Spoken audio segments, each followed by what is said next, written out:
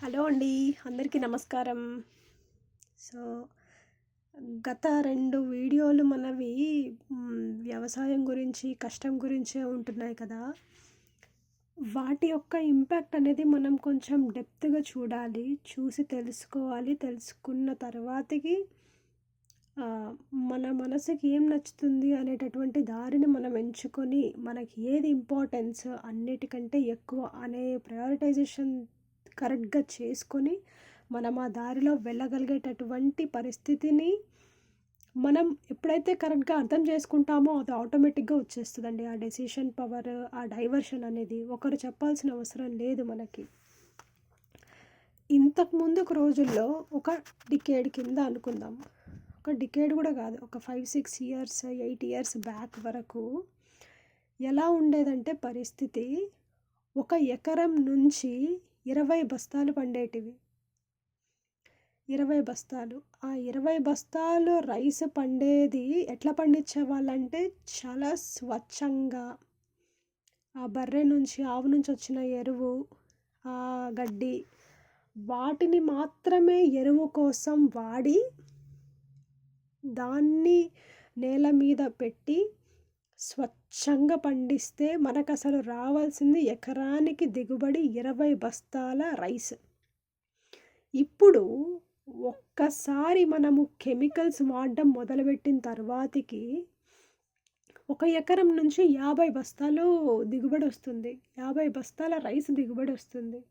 అంటే కెమికల్స్ ఎంత ఇంపాక్ట్ ఆ భూమి మీద, ఆహ్, ఆ నేల మీద, ఆ చెట్ల మీద, ఆ మొక్కల మీద ఉంటే తప్పితే మనకి 150% అంటే 100% 20 బస్తాల అయితే 50% అంటే 250% మనకి. 250% అవుట్‌పుట్ మనకి. 100కి 100% కంటే ఎక్కువ అవుట్‌పుట్ మనకి ఎలా ఇస్తుంది? అంటే ఆ కెమికల్స్ యొక్క ఇంపాక్ట్ ఎంత ఉంటే మనకి అంత దిగుబడొస్తుంది? మరి దిగుబడి మాత్రమే వచ్చి మనకి పైసలు మాత్రమేనా? ఆ దిగుబడిలో వచ్చిన ఆ ధాన్యం యొక్క దాంట్లో ఆ కెమికల్స్ యొక్క ఇంపాక్ట్ లేదంటారా? ఆ కెమికల్స్, ఆ పెస్టిసైడ్స్ యొక్క ఇంపాక్ట్ ఉంది. ఆ కెమికల్స్, పెస్టిసైడ్స్ యొక్క ఇంపాక్ట్ ఉంది కాబట్టికే 70, 80 ఏళ్ళకి రావాల్సిన sugar, dia I mean BP, ఇంకా థైరాయిడ్ ఇట్లాంటివి 20, 30 ఏజ్‌కే మనం చూస్తున్నాము. ఎప్పుడో హెరిడిటరీ పరంగా మనకి ఇంపాక్ట్ అవ్వాల్సిన డిసీజెస్ 60 ఏజ్‌లో, 70 ఏజ్ క్రాస్ అయిన తర్వాతకి రావాల్సిన హెరిడిటరీ పరంగా ఉండేటటువంటి డిసీజెస్ మనకి 20, 30స్‌లోనే ఇంపాక్ట్ అయిపోతుంది. 20, 30స్‌లో ఇంపాక్ట్ అయ్యేటందుకు ఫుడ్ ఎంత కారణం అనేది మనకి ఎంతమందికి తెలుసు? నాకు తెలిసి బహుశా 100కి 95% మందికి తెలుసు. మనం తీసుకుంటున్న ఆహారము మంచి ఆహారము కాదు. మంచి ఆహారము కాని కారణంగా మనము త్వరగా జబ్బుల పాలవుతున్నాము అనే సంగతి 100లో 98, 99 మందికి తెలుసు. కానీ మన మనసు ఎటు పరిగెడుతుంది? మన మనసు దిగుబడి వైపు, రావాల్సిన ఆదాయం వైపు పరిగెడుతుంది. ఇప్పుడు రైతులకి కూడా తెలుసు వాళ్ళు పండిస్తున్న ఆహారం సరైనది కాదు అని. సరైన ఆహారం కాకపోయినా కూడా వాళ్ళు అదే ఆహారాన్ని కెమికల్స్ తోటి, పెస్టిసైడ్స్ తోటి పండించి, అదే ఆహారాన్ని వాళ్ళ చేత్తోటే వాళ్ళు వండి వాళ్ళ పిల్లలకి తినిపించడం కూడా చేస్తున్నారు. అంటే అది మాత్రం కేవలం రైతులకు మాత్రమే తెలిసి వాళ్ళు పెడుతున్నారా? మనం వేరే ప్రొఫెషన్స్‌లో ఉండి వేరే పనులు చేసుకుంటూ మనకి మాత్రం అందులో కెమికల్స్, ఆ ఫుడ్‌లో కెమికల్స్ కలుస్తున్నాయని మనకి తెలీదా? మనం మాత్రం ఏం ఆ ఫుడ్డుని మంచిగా టేస్టీగా కుక్ చేసి మనం మన పిల్లలకి పెట్టట్లేదా? మనం గూడా ఒకటే ఎక్స్‌పెక్టేషన్‌తో పెడుతున్నాం. మనం చేసుకుంటున్న ప్రొఫెషన్ తోటి మనకెక్కువ మనీ వస్తే చాలు అనే ఉద్దేశంతోటి ఏ ఫుడ్ పెడితే ఏంటి పిల్లలకి, ఏ కెమికలైజ్డ్ ఫుడ్ పెడితే ఏంటి, ఏం గాదులే.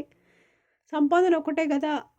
మనకి ముఖ్యం అనేటటువంటి ఆలోచన, ఆ స్టేట్మెంట్‌లో తల్లిదండ్రులు ఉండి, పిల్లల్ని ఆ దారిలో పెట్టి, పిల్లల్ని గూడా అదే మైండ్ సెట్ తోటి పెంచుతున్నాం.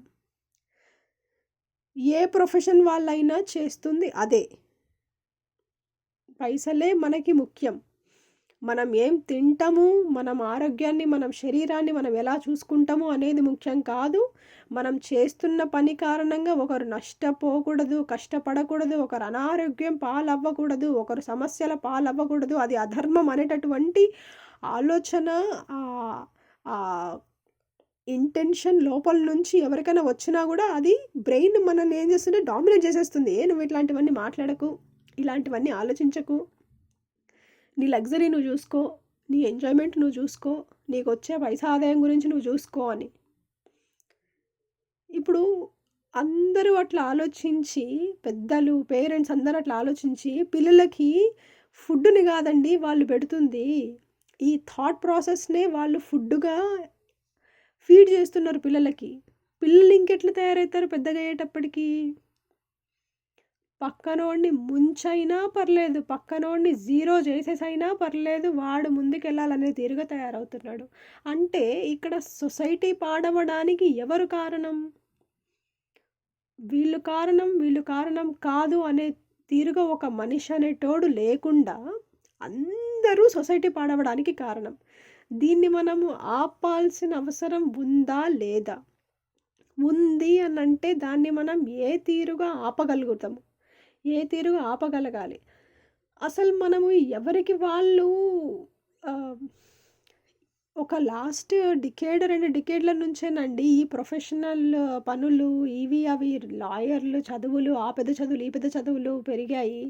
అంతకు ముందుకైతే అందరూ ఎవరికి ఉన్న పొలం వాళ్ళు పండించుకొని, వాళ్ళ పొలంలో వచ్చిన తిండి మాత్రమే పండించుకొని, ఆ తిండిని మాత్రమే తినేవాళ్ళు. అంతకుముందుకు ఎవరు వాళ్ళ కడుపుకు తినాల్సిన తిండి గురించి వేరే వాళ్ళ మీద ఆధారపడిన సిచ్యువేషన్స్ ఉన్నాయి, కాకపోతే తక్కువ ఉన్నాయి. ఈ రోజుల్లో మాత్రం మన బ్రెయిన్ థాట్ ప్రాసెస్ డైవర్ట్ అయిన కారణంగా మనం పండించుకోవడానికి, మనం కష్టపడడానికి ఇష్టపడట్లేదు. కానీ అంతకు ముందుకు వరకు ఎవ్వరు పండించుకున్నది, ఎవరికి ఉన్నది, ఎవరు కష్టపడి చేసుకునేది, ఆ కష్టపడి చేసుకున్న దాని మీదనే తిని బతికిన వాళ్ళు ఉన్నారు. ఈరోజు అందరూ చాలామంది ఏమనుకుంటారంటే ఎంత హెల్తీ ఫుడ్ దొరుకుతుందో, అవకాడో దొరుకుతుంది, ఎగ్స్ దొరుకుతున్నాయి, కోడి దొరుకుతుంది, ఏమంటారు fish, different type of fishes దొరుకుతున్నాయి, డిఫరెంట్ టైప్ ఆఫ్ ఏమంటారు పప్పులు అవి దొరుకుతున్నాయి, డ్రై ఫ్రూట్స్ దొరుకుతున్నాయి. అసలు ఎంత హెల్తీగా ఉండొచ్చో అని అనుకుంటున్నారు. కాదండి, మన శరీరాన్ని మనం కష్టపెట్టిన రోజు మాత్రమే మనం హెల్తీగా ఉంటాం. మనం హెల్తీ ఫుడ్ తిన్నప్పుడు మనం హెల్తీగా ఉంటాం అని అనుకోవటం అనేది అతి పెద్ద మిస్టేక్. మన శరీరాన్ని ఏ రోజైతే మనం సంపూర్ణంగా మన జీవితం కోసం, మన రోజువారీ జీవితం గడవడం కోసం, మన కడుపుకి నింపుకోవడం కోసం వాడతామో అప్పుడే మనం హెల్తీగా ఉంటాము. మన బ్రెయిన్లో ఉండాల్సిన క్లియర్ స్టేట్మెంట్ ఇదొక్కటే. మనం హెల్తీగా తింటే మనం హెల్తీగా ఉండము. మనం శరీరాన్ని కష్టపడి పని చేసిన రోజు మన శరీరం ఆరోగ్యంగా ఉంటుంది. మీరు ఒకసారి ప్రశాంతంగా కూర్చొని ఇది నిజమా కాదా అనేది ఆలోచించి, మీరు ఒక రోజు 2 రోజులు బాగా కష్టపడి, లేదా ఒక వారం, నెల, 2 నెలలు కష్టపడి, ఆ కష్టపడుతున్నప్పుడు మీ శరీరం ఎలా ఉంటుంది, కష్టపడకుండా 3-4 సార్లు రోజు తింటున్నప్పుడు మీ శరీరం ఎలా ఉంటుంది అనేటటువంటి ఆ భేదాన్ని మీరే సెల్ఫ్ ఎక్స్పీరియన్స్ అయ్యి, అనుభవాన్ని పొంది మీరు నాకు చెప్పండి.